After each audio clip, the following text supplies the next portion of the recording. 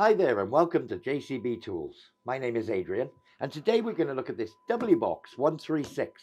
So this is a tool storage workbox, that sort of thing that you can use for transporting your valuable JCB tools.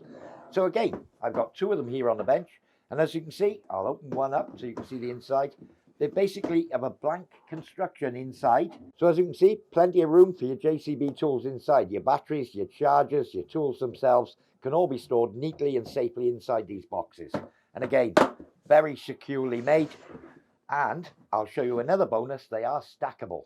So I'll just take my upper case, locate it on the bottom case, little tab here, click it together, go the other side, lift up, click it together, and that's it.